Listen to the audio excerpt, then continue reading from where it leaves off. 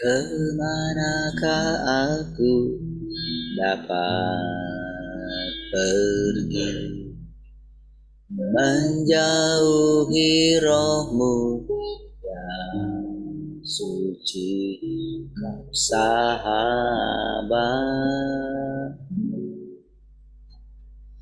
dan kau dekat seluruh pengabdianku. Tak bisa membalas kesetiaanmu, sungguh mulia dan berharga.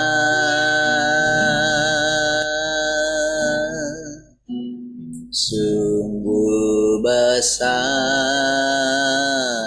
pengorbananmu bagi,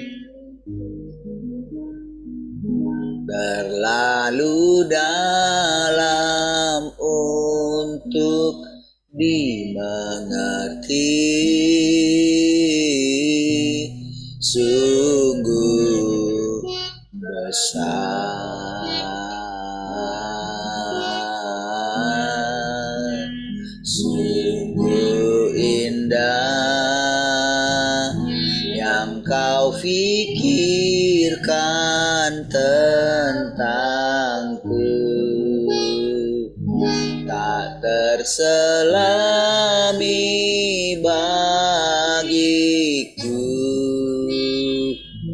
Oh, sungguh indah.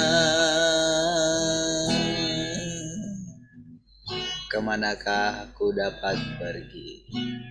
Kemanakah aku dapat pergi, menjauhi rohmu yang suci, kau sahabat,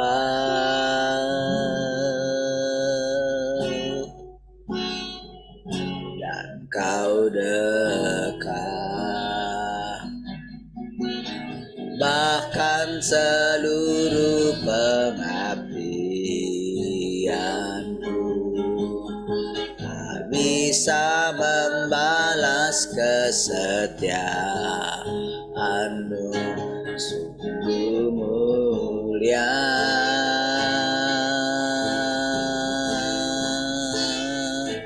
dan berharga.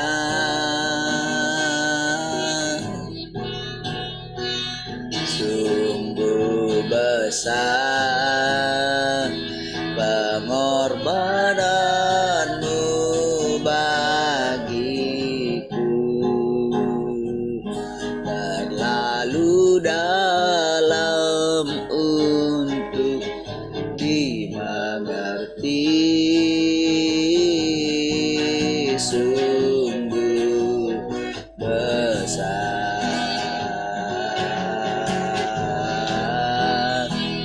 sungguh indah yang kau pikirkan tentangku, tak terselami bagiku. Oh, sungguh indah, sungguh besar, sungguh besar pengorbananmu bagiku, terlalu dalam untuk dimengerti. Sungguh besar,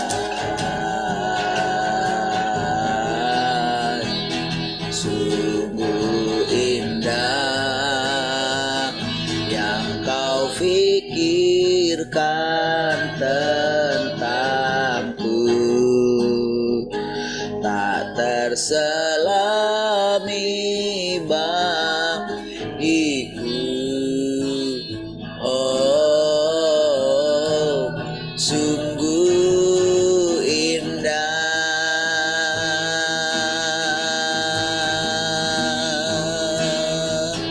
tak terselami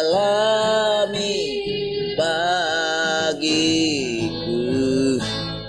Oh, sungguh indah.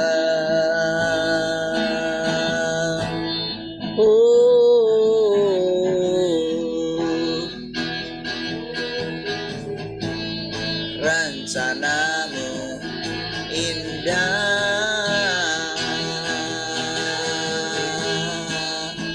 rencanamu ajaib. Oh,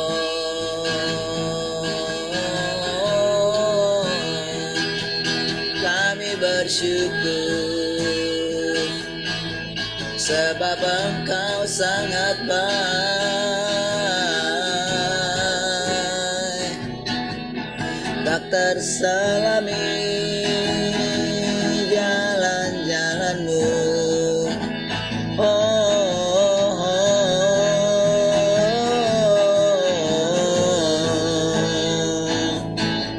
tak terselami segala jalan-jalanmu Tuhan.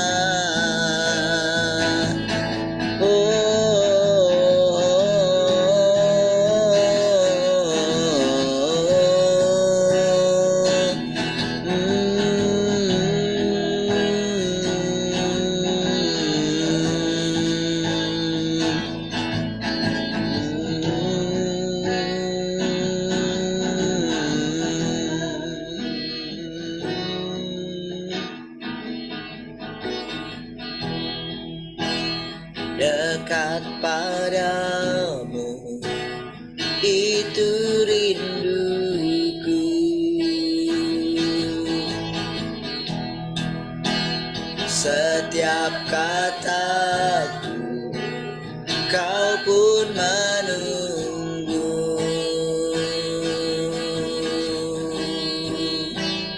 Tak kusangka ku temukan satu kasih yang abadi.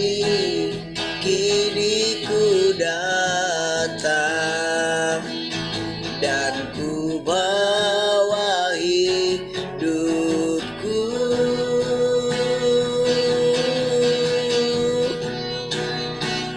memandang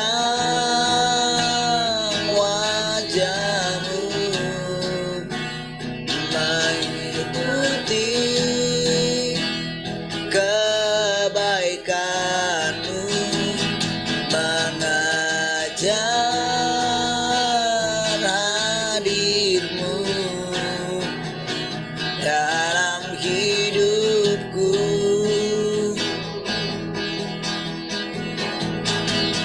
membawa sembahku, menyatakan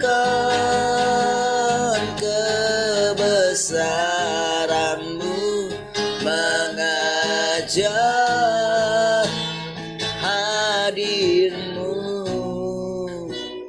dalam hidupku.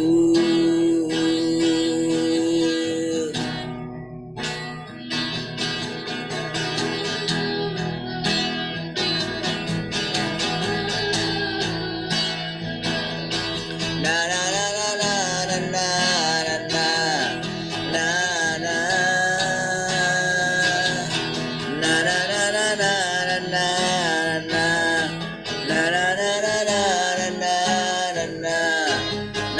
na na na na na dekat padamu, dekat padamu itu rinduku, setiap kataku, kau pun menunggu. Tak kusangka ku temukan satu kasih yang abadi. Kini ku datang dan ku bawa hidupku,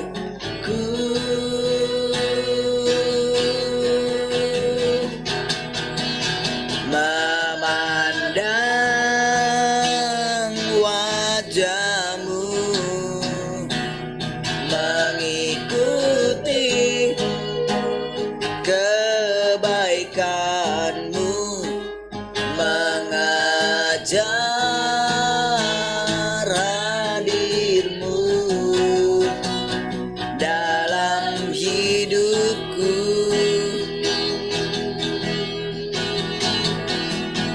membawa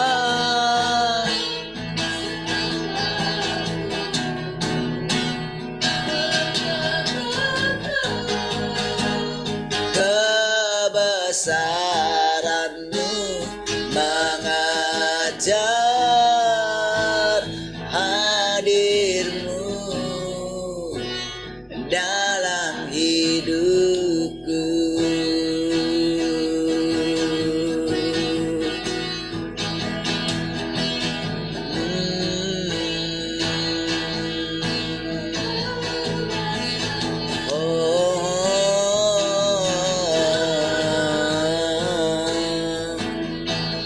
Kami bersyukur dapat menyembahmu.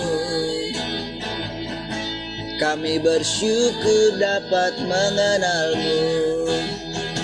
Semakin hari semakin dalam.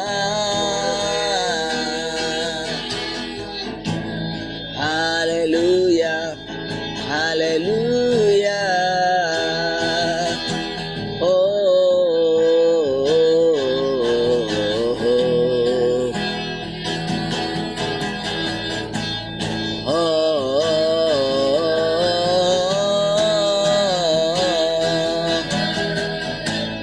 Terpujilah Tuhan,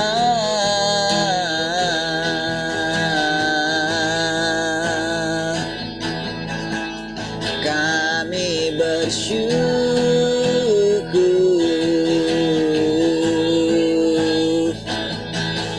Engkaulah segalanya.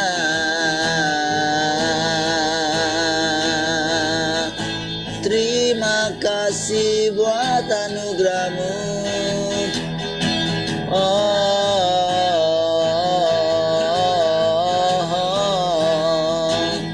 Hanya Kau yang ku rindu selamanya.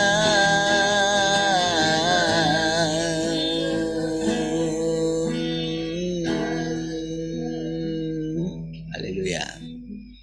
Terima kasih Tuhan, kami bersyukur pagi hari ini. Terpujilah Engkau Tuhan, menjadikan hati kami sepenuhnya. Silakan Tuhan kembali boleh mengajari kami. Haleluya. Mari sama-sama katakan amin. Baik, puji Tuhan. Shalom semua, selamat pagi.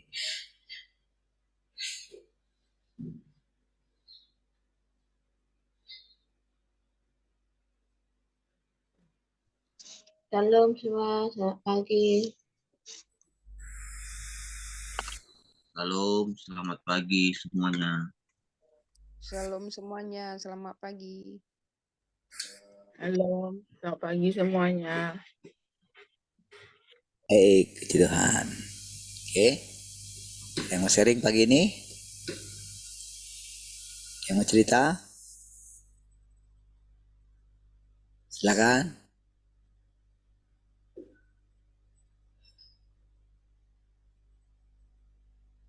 Nggak ada? Oke, baik kalau tidak ada.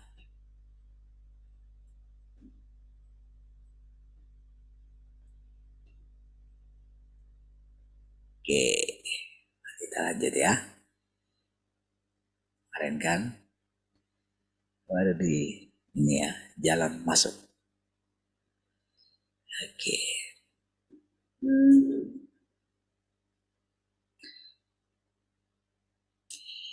Ini lebih dari sekedar masalah kekurangan yang ada dalam dirimu. Ini adalah kelemahan parah yang secara umum ada pada semua orang di kalangan keagamaan. Disinilah terletak kunci mengapa orang tidak mengenal Tuhan. Jadi, kelemahan ini adalah cacat umum yang sama sekali dimiliki oleh semua orang yang berusaha mencari Dia. Tidak ada satu orang pun yang pernah mengenal Tuhan atau pernah melihat wajahnya yang sebenarnya. Oleh karena hal inilah pekerjaan Tuhan menjadi sama sukarnya dengan memindahkan gunung atau mengeringkan lautan. Ya. Begitu banyak orang telah mengorbankan hidupnya bagi pekerjaan Tuhan. Begitu banyak orang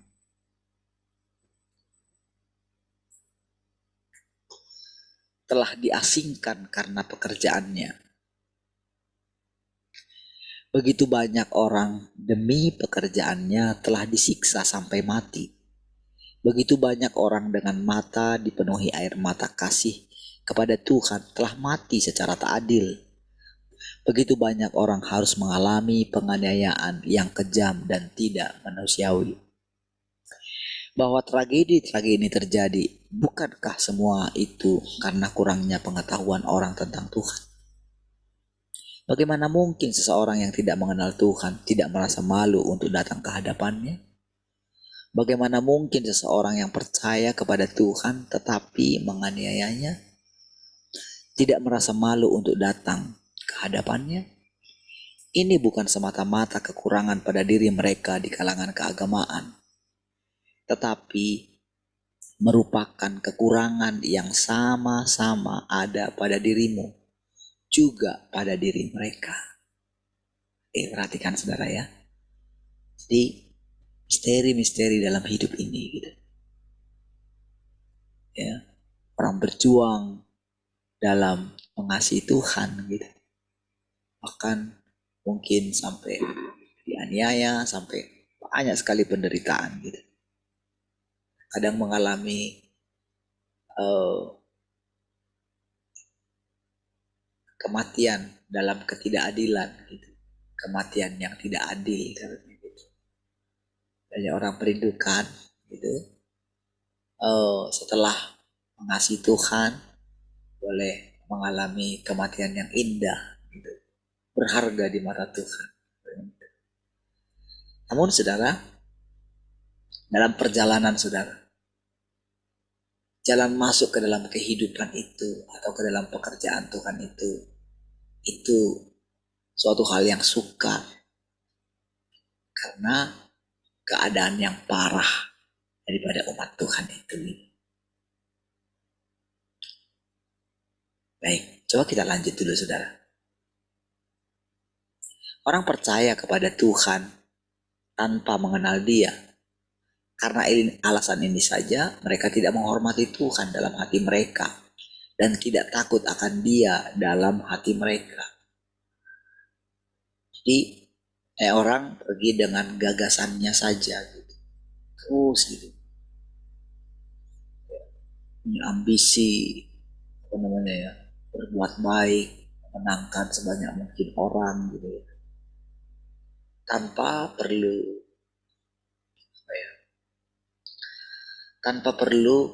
mengikuti apakah itu perintah Tuhan hari ini atau hanya mengikuti dorongan hati saja.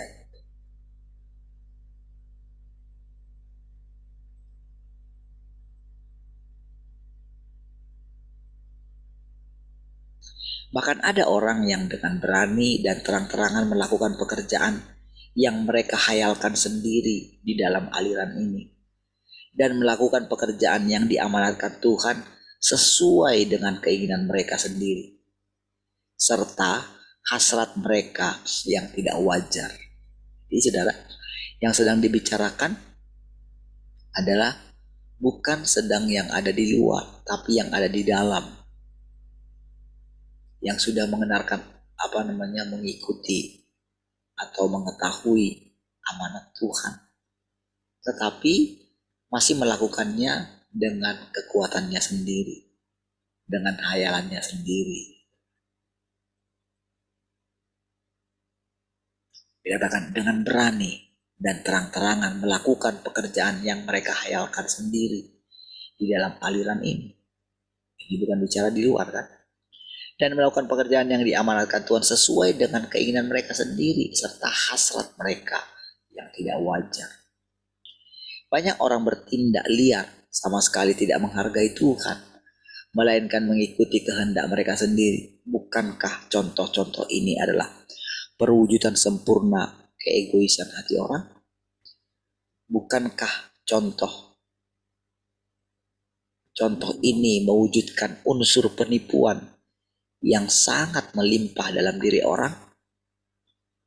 Orang memang bisa saja memiliki kecerdasan yang sangat tinggi, tetapi bagaimana mungkin karunia mereka menggantikan posisi pekerjaan Tuhan?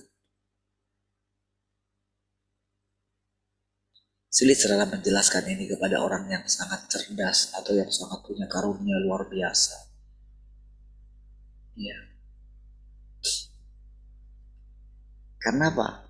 Dia menganggap tetap dengan perintah yang lama gitu. Pokoknya aku harus kembangkan talentaku. Aku harus persembahkan untuk Tuhan. Tanpa mengetahui apa sebetulnya pekerjaan Tuhan itu, apa tujuannya.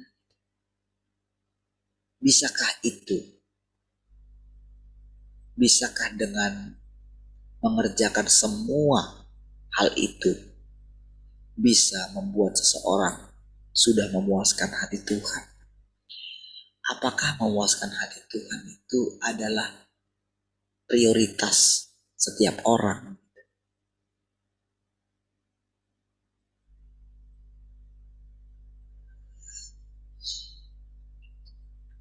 Orang memang bisa saja memedulikan beban Tuhan, tetapi mereka tidak boleh bertindak terlalu egois, atau egois itu kan dilakukan dengan diri sendiri. Saudara, Tuhan Yesus itu sangat takut akan Tuhan,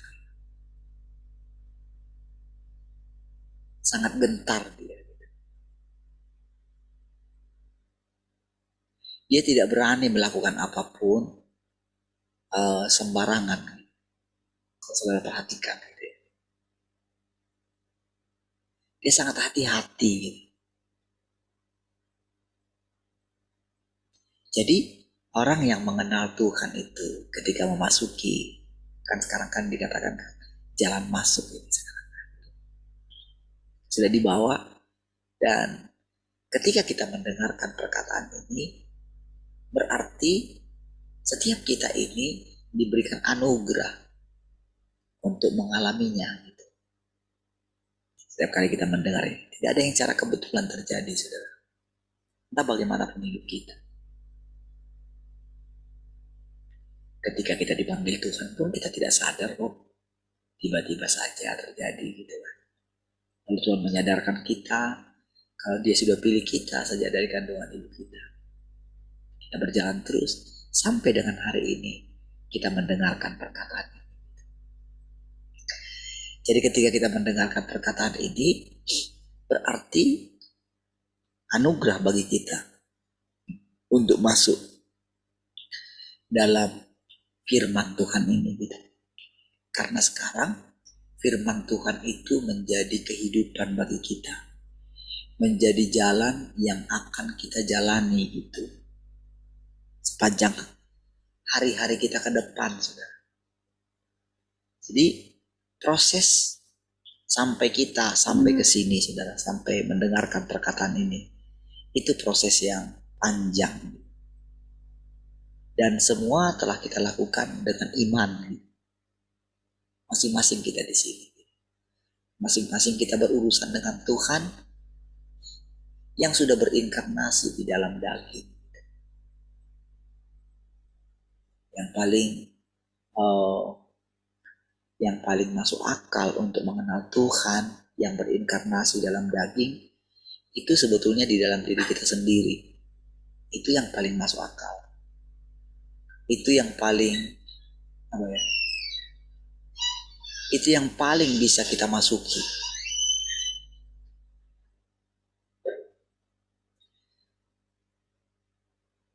Bagaimana benar-benar melihat Tuhan itu menyatakan dirinya di dalam kita gitu.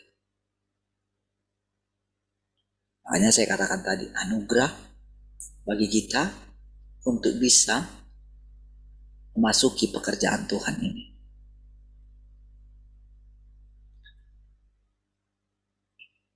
Apakah perbuatan orang benar-benar seperti Tuhan? Apakah perbuatan orang benar-benar seperti Tuhan? Adakah seseorang yang bisa 100% menjamin hal ini? Memberikan kesaksian tentang Tuhan, mewarisi kemuliaannya. Ini adalah pengecualian dan peninggian Tuhan terhadap orang-orang. Bagaimana mungkin orang layak? Nah, saudara, atas dasar inilah saudara sebetulnya saya berani berbicara kepada saudara. Jadi bukan karena saya layak, nggak ada yang manusia layak, nggak ada manusia yang layak.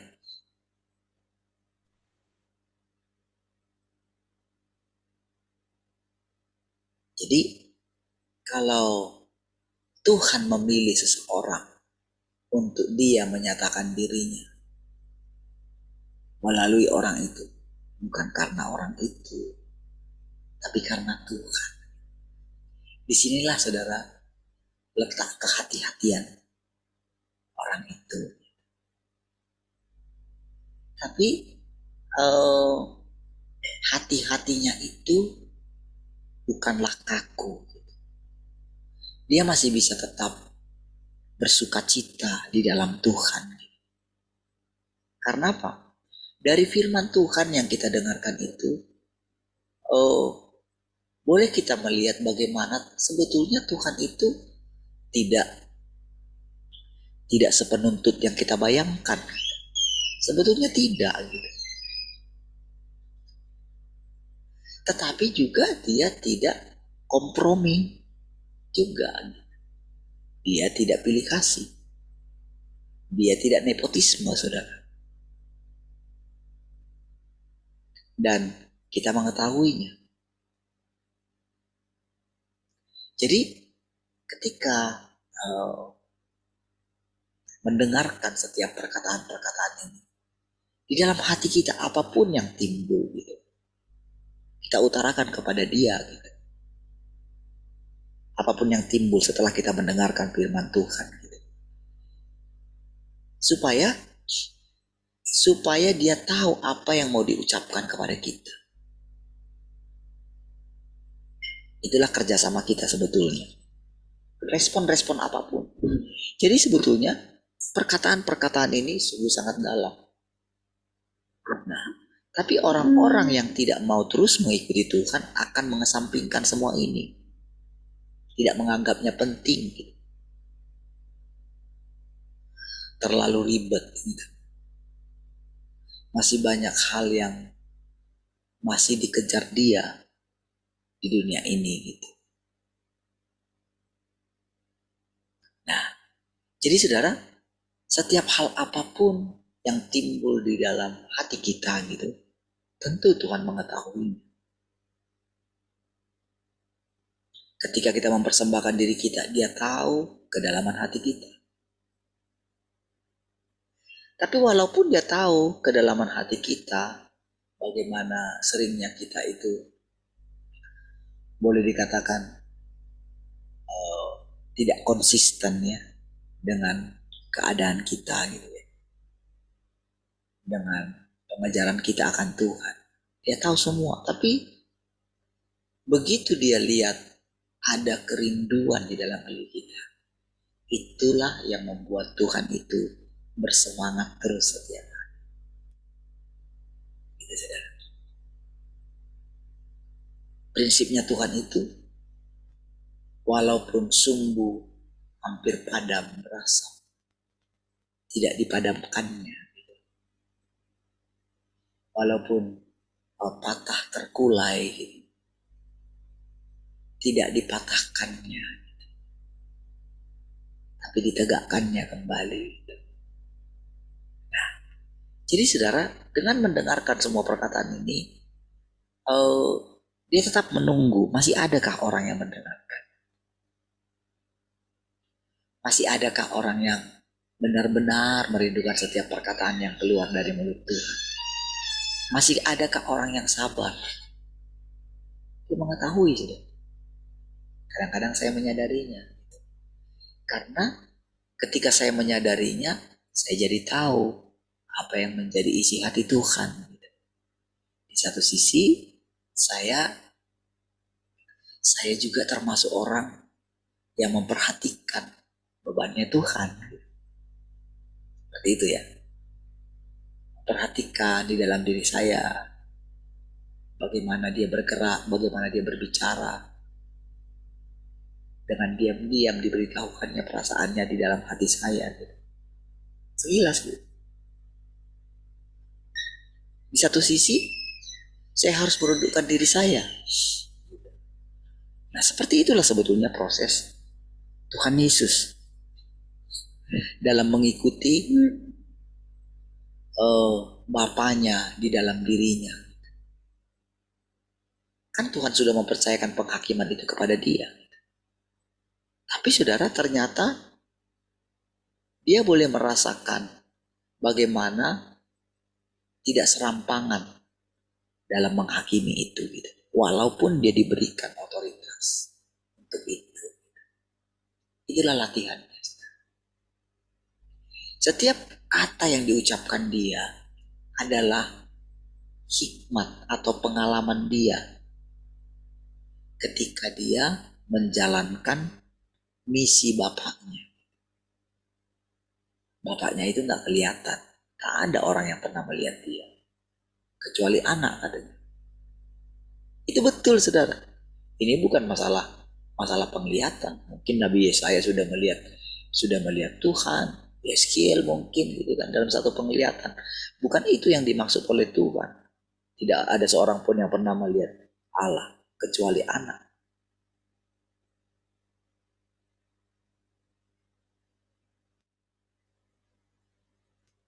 Jadi ketika dia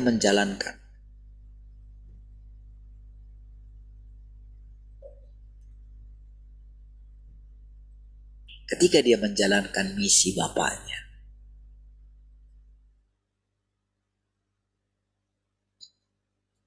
semakin hari saudara, Tuhan itu semakin berkenan kepada Bapaknya. Lama-kelamaan dia bisa bergerak.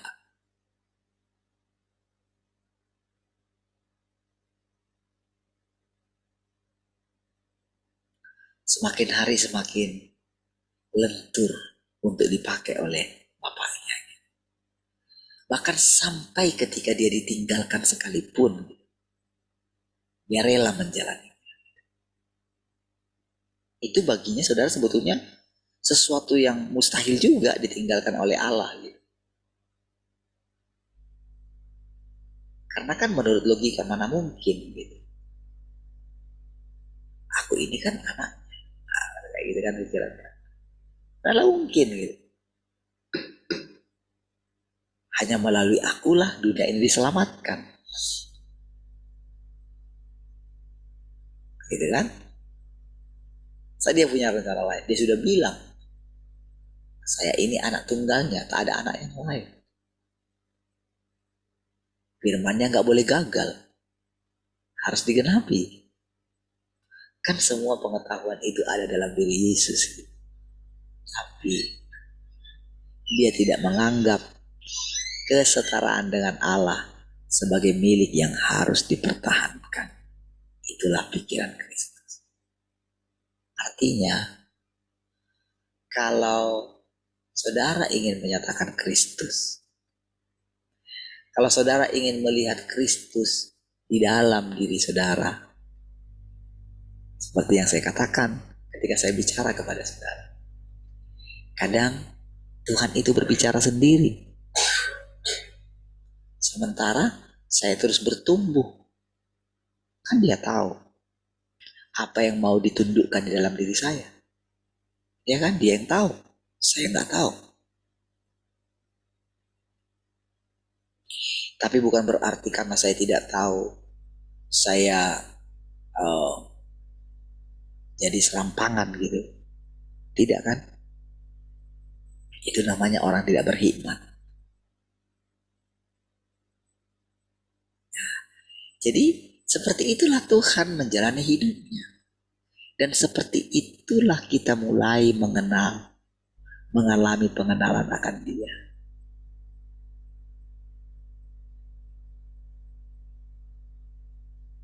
Seperti itu, saudara.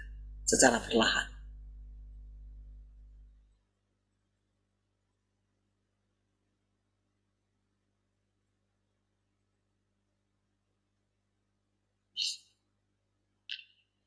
Ini adalah pengecualian dan peninggian Tuhan terhadap orang-orang. Bagaimana mungkin orang layak? Pekerjaan Tuhan baru saja dimulai dan firman-Nya baru saja mulai diucapkan. Pada titik ini, kok kayak lewat. Pada titik ini orang merasa bangga dalam dirinya, dengan dirinya. Nah, ini saudara ya, dikasih tahu saudara. Jadi apa yang dikatakan ini saudara? Semua itu bisa kita lihat di dalam diri orang-orang sebelum kita, orang-orang kudus sebelum kita.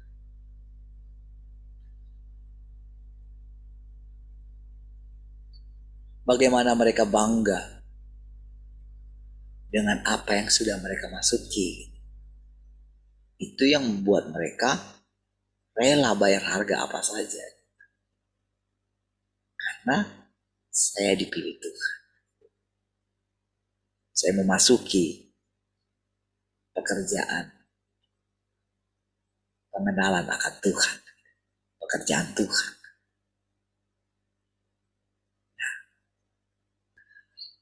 Tetapi bukankah hal itu hanya akan membuat mereka dipermalukan? Kita lihat ketika rasa bangganya itu tinggi sekali. Ketika orang-orang memuji.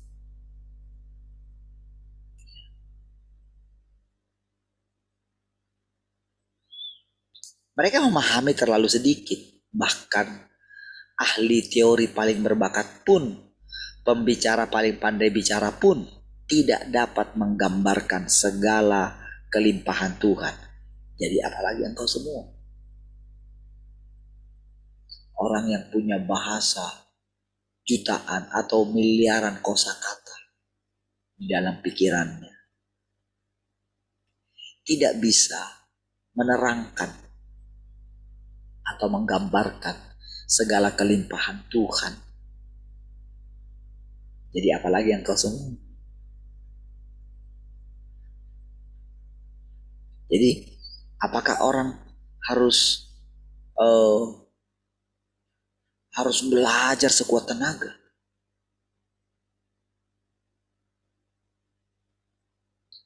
Lalu sisi negatifnya, apakah orang tidak harus belajar? Lalu kalau memang orang harus belajar, belajar yang bagaimana yang diinginkan oleh Tuhan? Gitu kan?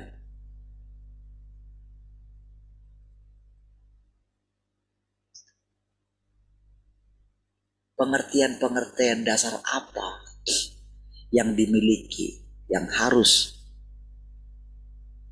dimiliki oleh seseorang? Tergantung tingkat-tingkat pengertian mereka.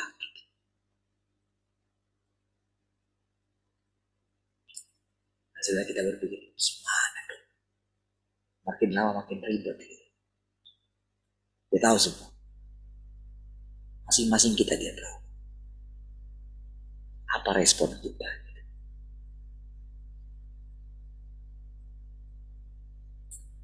Walaupun kita tidak jelas mendengarkan setiap bimbingan Tuhan di dalam hati kita, saudara, Tuhan tetap sabar menunggu.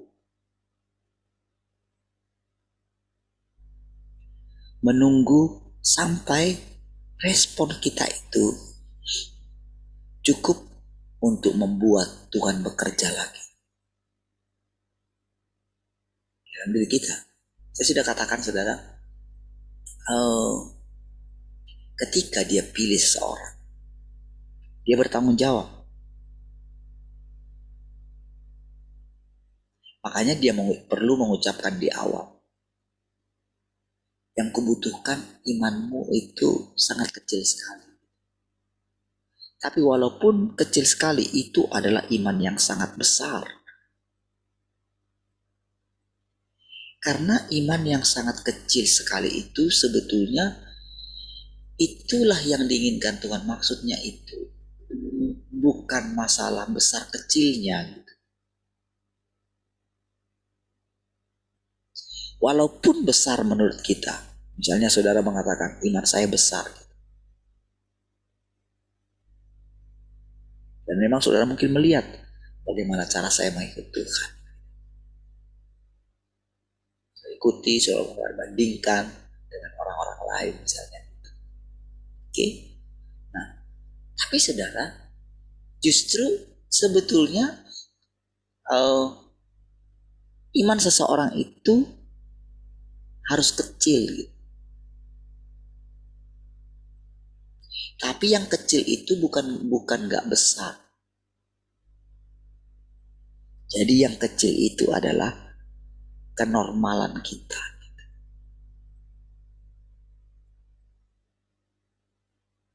Dia tidak jadi bedanya, saudara. Bedanya si jahat itu, saudara, ketika dia itu menyadari siapa dirinya, dia jadi bertindak menurut pikiran dia. Disitulah bedanya.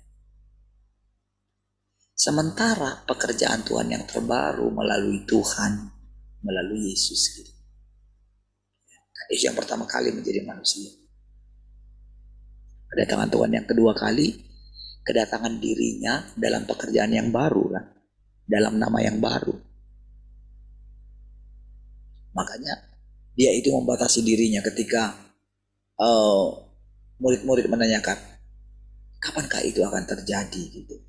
Engkau tidak perlu mengetahui masa dan waktunya, katanya. Bahkan dia berani mengatakan, anak pun tidak tahu, hanya Bapa yang tahu. Dia tidak berusaha kepoin.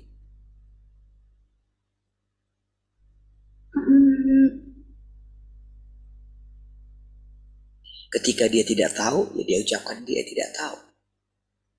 Tapi orang menganggapnya, orang interpretasikan yang lain. Oh, sekarang dia sudah tahu. Nah, seperti itu.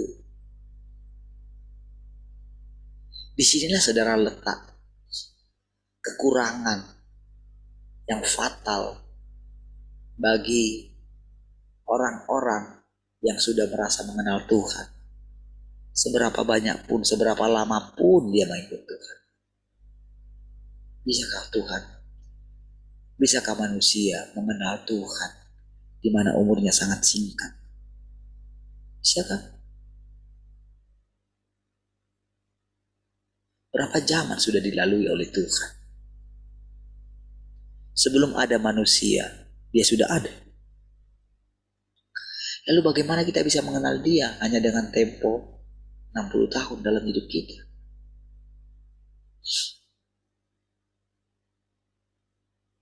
Henokh harus tidak ada lagi di dunia ini.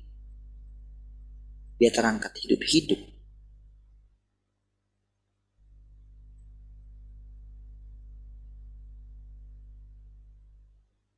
Lalu orang pengen menjadi seperti Henokh. Kan gitu kan. Mereka mengkhotbahkan tentang Henokh. Khotbah yang paling saya sukai. ketika saya pertama lahir baru adalah tentang Henok. Saya dulu belum mengetahui tentang Henok itu, saudara. Walaupun baca Alkitab, tapi nggak pernah ada orang yang menerangkan. Ketika ada pendeta yang menerangkan itu, sampai sekarang saya ingat cara pendeta itu menerangkan atau menggambarkan Henok itu, saudara. Dan kadang itu jadi gaya khotbah saya, saudara.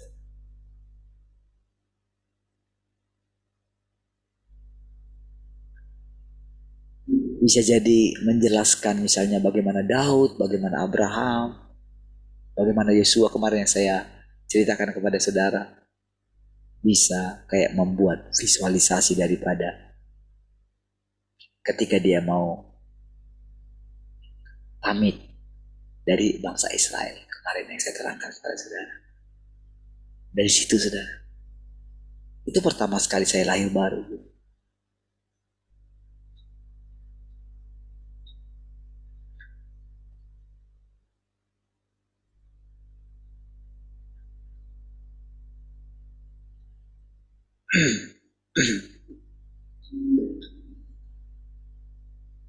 Jadi sangat mustahil kan bagi manusia untuk mengenal Tuhan itu. Tetapi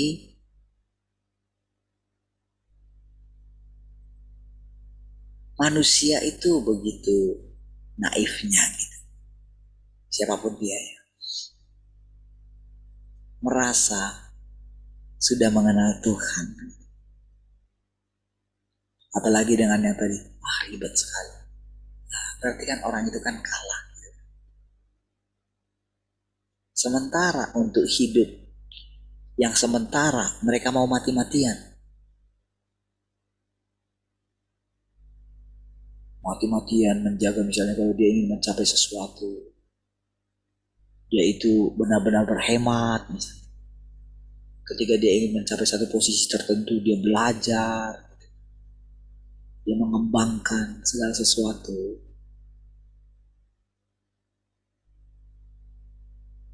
Tetapi untuk pengenalan akan Tuhan ini, orang tidak benar-benar merendahkan hatinya. Saudara, setiap pagi yang kita jalani, yang kita masuki, dari ketika kita bangun, bagaimana kita setiap hari berubah dalam kita memperbaiki sikap kita dalam berjumpa dengan Tuhan. Oh, rasanya kita itu rasanya sudah kayak membosankan gitu ya. Kita menanyakan kepada diri kita, apakah itu benar? Apakah keadaan saya benar dalam keadaan seperti ini, bosan gitu berjumpa dengan Tuhan? Kita mempertanyakannya dalam diri kita. Lalu kita mengubah lagi. Kita tahu itu tidak benar. Tapi kita tidak mempertahankan status quo itu. Kita keluar dari status quo itu. Quo itu ngambang. Status ngambang. Kayak dulu bangsa Indonesia ketika sebelum merdeka itu. Jadi pada waktu itu status Indonesia itu status quo. Ngambang. Jadi kalau tidak diucapkan proklamasi itu, kita itu tidak merdeka. Nah, itulah sebetulnya sikap yang kita ambil gitu. Ketika dalam keadaan ngambang seperti itu. Apa sikap kita? Ketika dalam keadaan Tuhan itu nampaknya berdiam.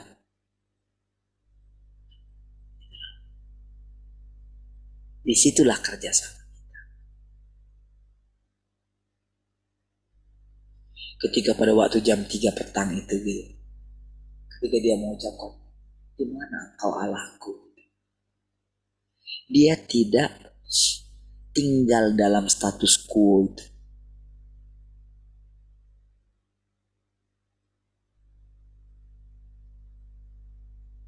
Dia mengambil sikap. Sudah selesai. Kepadamu kuserahkan nyawaku. Nah itu dia saudara ya. Jadi benar-benar saudara sebetulnya yang kita lihat dalam diri Yesus itu benar-benar adalah Allah itu sendiri. Iya. Jadi segala hal yang ditunjukkan oleh Yesus itu sebetulnya Allah itu terikat dengan sikap yang diambil oleh Yesus. Itu dia ya. Jadi tidak boleh hanya langsung mengatakan, oh dia kan Allah gitu. Nggak bisa kayak gitu ya. Kalau enggak saudara, nggak ada tujuannya saudara. Nggak ada tujuan yang ingin dicapai dia dengan melakukan itu.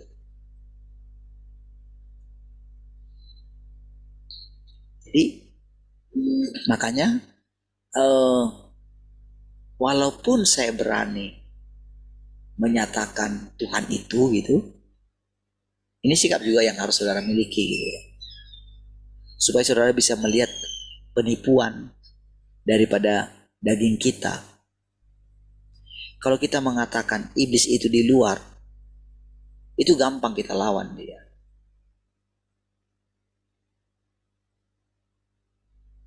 Tetapi justru dia itu sangat dekat dengan kita.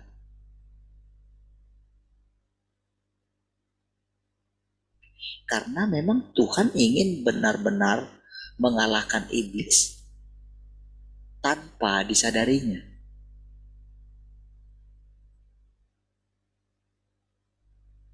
Jadi iblis itu berusaha berhadapan apple to apple dengan Tuhan. Ya tentu melalui orang yang dipilihnya. Melalui siapa lagi? Orang yang lain, itu sudah milikku. Ada. Enggak, dia itu kawanku, kata iblis gitu.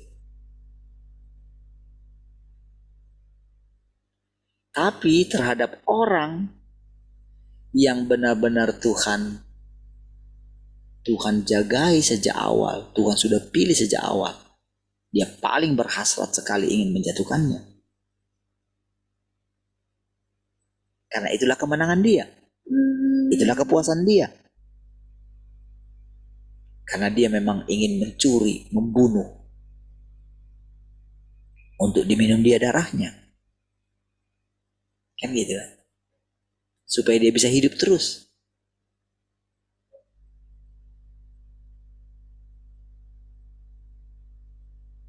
Nah, jadi ketika kita menyadari pilihan Tuhan atas hidup kita gitu, dan kita dibawa memasuki perjalanan ini, saudara, apa yang perlu kita miliki? Sikap seperti apa yang perlu kita miliki? Disinilah saudara kerjasama kita dengan Tuhan. Jadi dalam hal itu saudara, dia itu akan membiarkan kita belajar duduk di kakinya.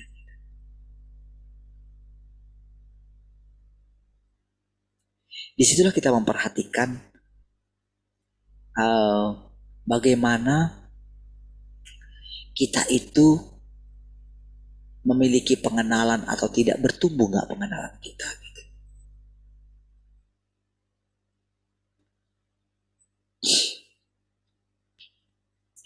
Engkau semua seharusnya tidak menilai dirimu lebih tinggi daripada langit. Tetapi engkau seharusnya memandang dirimu lebih rendah daripada orang-orang yang berakal sehat, yang berusaha untuk mengasihi Tuhan. Nah, lihat sikap itu saudara. Ini bukan sifat dibuat-buat saudara. Memang harus begitu.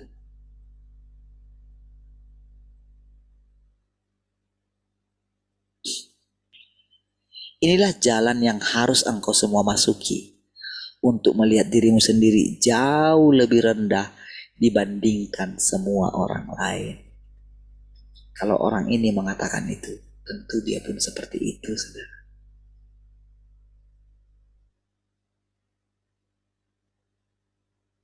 Ya, inilah jalan yang harus kita masuki. Mudah atau sulit? Mudah atau gampang?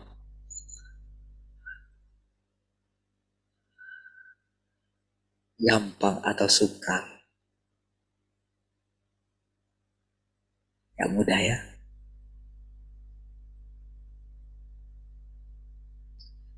Kalau berpura-pura mudah, tapi benar-benar menganggap diri lebih rendah daripada semua orang, itu sangat tidak mudah.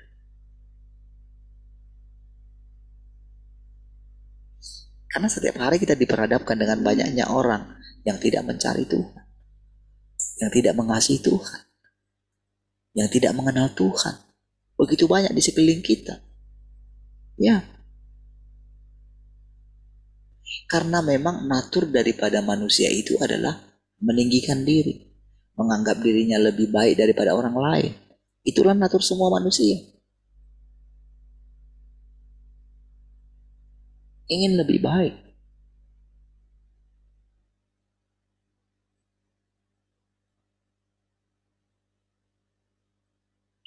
Kalau dia sedikit mendapatkan keuntungan daripada Tuhan, dia akan menganggap dia sudah diperkenan oleh Tuhan.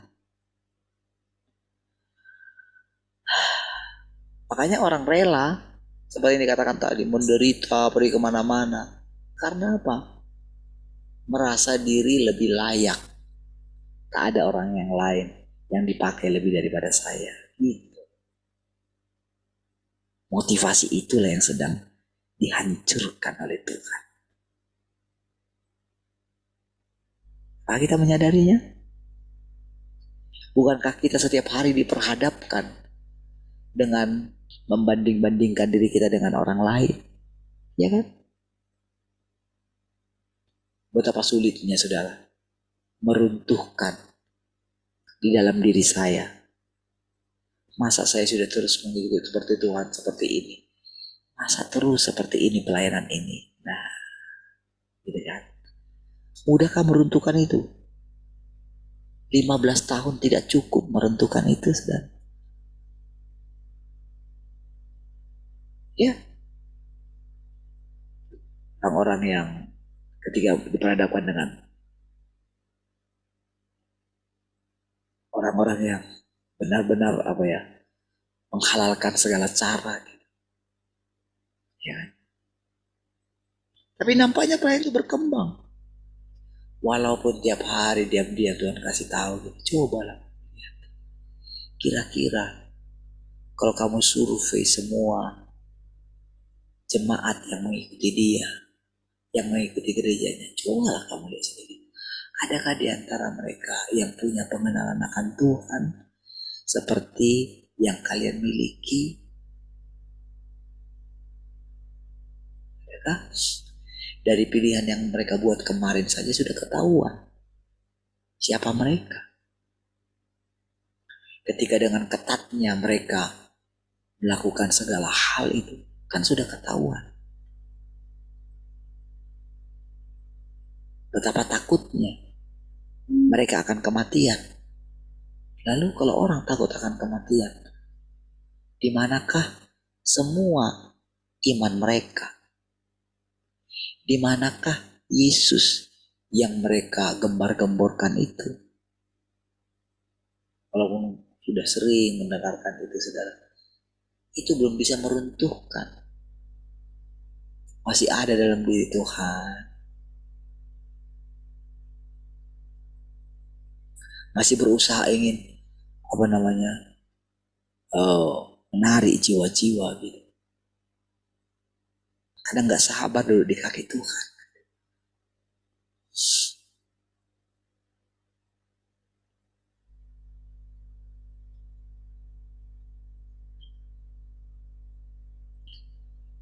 Mengapa menempatkan dirimu bernilai sedemikian tingginya? Dalam perjalanan hidup yang panjang, engkau semua baru menjalani beberapa langkah pertama saja. Coba bayangin sudah. Padahal sebetulnya kan sudah banyak sekali menurut kita kan, sudah banyak langkah yang kita lalui. Dari firman yang kita dengarkan sudah, aduh, udah kaya sekali sudah. Bayangkan baru dikatakan, baru menjalani beberapa langkah pertama saja.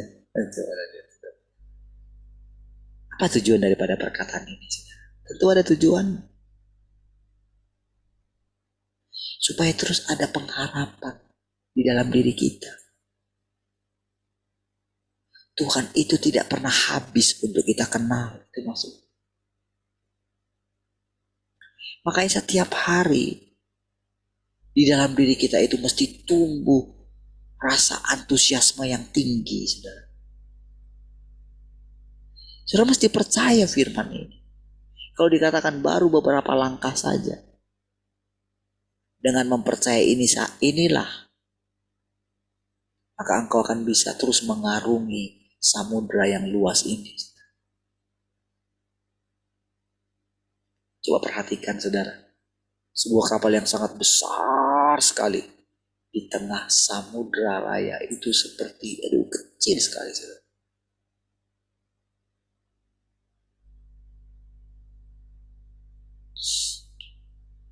Seberapa hebat pun dia membuat. Bagaimana saudara lihat misalnya kalau saudara lihat bagaimana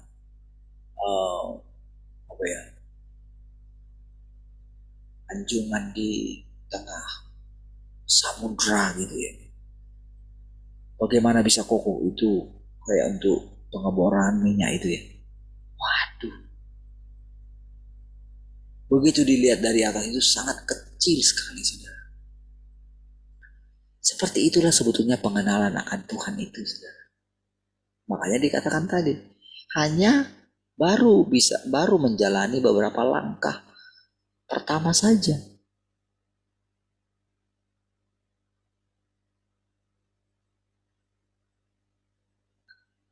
Dengan dia mengucapkan perkataan yang tadi saja. Misalnya, orang sudah menderita, tapi ternyata dia belum melihat Tuhan katanya. Itu kan sesuatu yang sangat membuat orang itu, terus gimana dong? Makanya sampai Tuhan bilang ketika pemuda yang kaya itu pulang dengan sedihnya itu, kan murid-murid bilang begini, terus siapa sih yang akan diselamatkan? Tuhan cuma jawab apa saudara? Bagi Tuhan tidak ada yang mustahil. Bagi manusia itu mustahil, tapi bagi Tuhan tidak ada yang mustahil.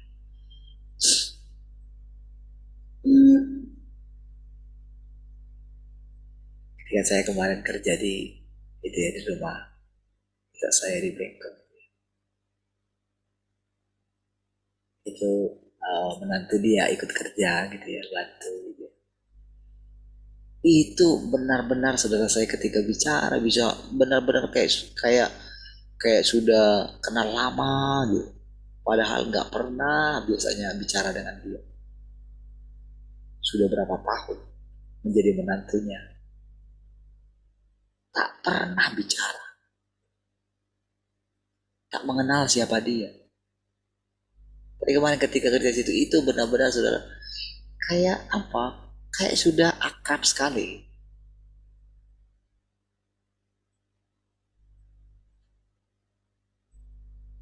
Rasanya semua kesalahan dia terhadap mertuanya di situ gimana gitu. Rasanya semua itu kayak hilang dalam sekejap.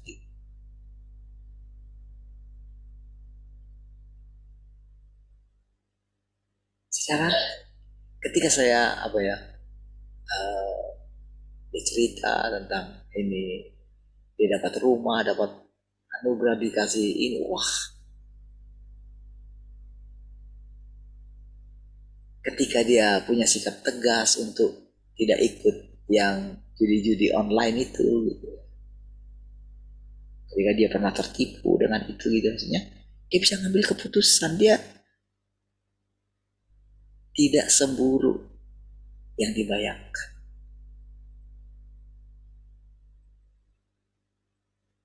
Saudara, tahukah saudara, dari melihat itu saudara, itu apa ya, diam-diam dalam diri saya, kalau kau tunjukkan seperti ini,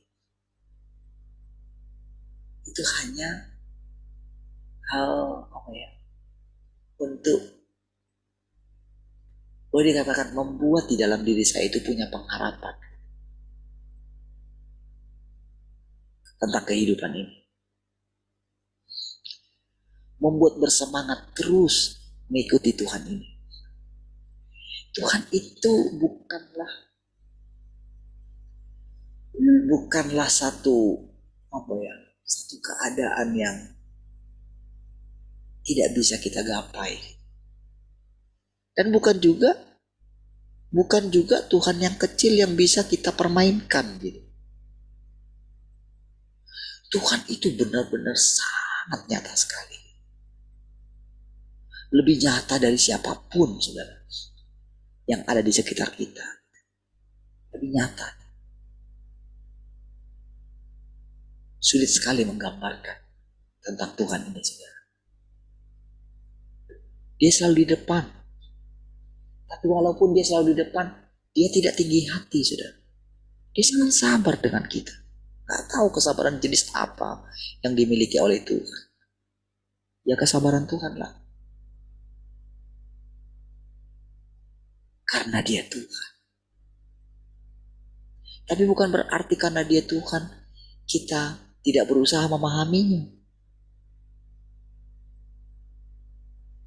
Tapi bukan berarti kalau kita sudah mulai mengenal dia seperti berjalan sampai dengan hari ini, bukan berarti kita sudah mengenal dia. Karena saudara, dampaknya adalah ketika kita sudah merasa memahaminya, kita akan berhenti mengenal dia. Ya, kita akan sibuk kembali dengan diri kita, tidak menjadikan Tuhan lagi sebagai prioritas kita, karena merasa sudah cukup mengenal Tuhan. Makanya dikatakan firman ini gitu, jangan pernah menganggap dirimu lebih baik daripada orang lain.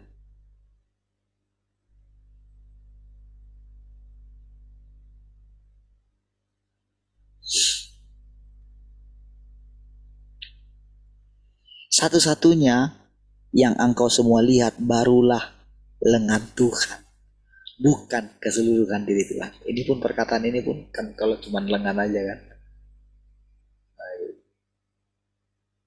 Perkataan ini pun sebetulnya apa ya? Ya kalau jadi sebetulnya melihat lengan Tuhan itu sudah luar biasa sebetulnya gitu. Jadi ini hanya gambaran gitu. Ya kita ya belum tentu lengannya, mungkin sedikit dari gitu kan, dari situ gitu. Tapi bukan berarti itu tidak memuaskan Tuhan. Itu sudah memuaskan Tuhan. Yang dikhawatirkan Tuhan adalah kita berhenti oleh karena sudah merasa mengenal Dia. Sampai kapanpun engkau tidak mengenal aku, kata Tuhan. Tapi bukan berarti aku tidak bisa engkau kenal. Bukan berarti aku tidak menginginkan orang mengenal aku. Bukan berarti aku tak bisa dikenal. Tapi perkataan ini tujuannya adalah supaya engkau bisa menikmati aku. Dan disitulah aku baru bisa menikmati engkau setiap hari. Ya. Oh saudara, mengetahui atau mengalami Tuhan memang itu luar biasa saudara. Iya. Melihat pekerjaan Tuhan dalam diri kita, melihat pemeliharaan Tuhan, melihat bagaimana kuasa Tuhan itu bekerja dalam diri kita, hikmatnya Dia bekerja, itu sesuatu yang luar biasa. Kalau bisa terus berbicara seperti ini kepada saudara, itu ajaib sekali saudara. Hebat sekali. Iya. Bisa terus saudara, kita bisa merasakan Tuhan yang selama ini kita tidak tahu bagaimana Tuhan itu. Sekarang kita mulai mengenali Tuhan itu. Karena orang yang gak penting ini gitu. Tapi saya mau ungkapkan sama saudara, betapa indahnya keadaan ini. Tapi Tuhan nasihati kita sekarang. Jangan menganggap dirimu lebih baik daripada orang lain. Hebat loh nasihat Tuhan. Di dalam nasihat itu terkandung satu kasih yang luar biasa, saudara. Dia tidak underestimate kita. Itu bukan sifat Tuhan. Sifat Tuhan itu encourage, mengangkat kita, membimbing kita, menuntun kita, memimpin kita kepada seluruh kebenaran. Dan kebenaran itu tidak bisa diukur.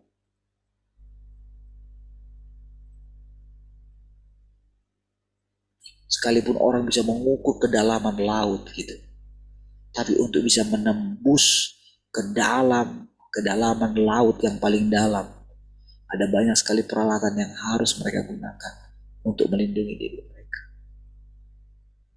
Apalagi kedalaman Tuhan, kedalaman hati Tuhan. Itu sesuatu yang sangat sulit, mustahil sekali. Pada saat Tuhan menyempurnakan manusia dan mengubah wataknya, pekerjaannya itu tidak pernah berhenti. Banyak dalam hati saudara ya. Tidak pernah berhenti. Karena manusia kekurangan dalam terlalu banyak hal dan jauh dari standar yang ditetapkan olehnya.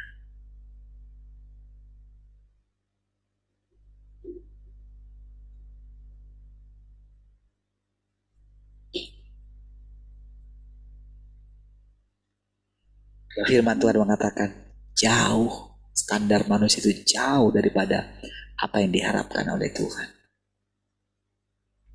Inilah yang membuat kita saudara setiap hari harus bersemangat mencari Tuhan. Harus memperbaiki sikap kita setiap hari, keseriusan kita dalam mendengarkan setiap perkataan-perkataannya saudara. Inilah kehidupan kita. Dan inilah kehidupan kekal yang sesungguhnya. Inilah kehidupan yang akan datang itu saudara.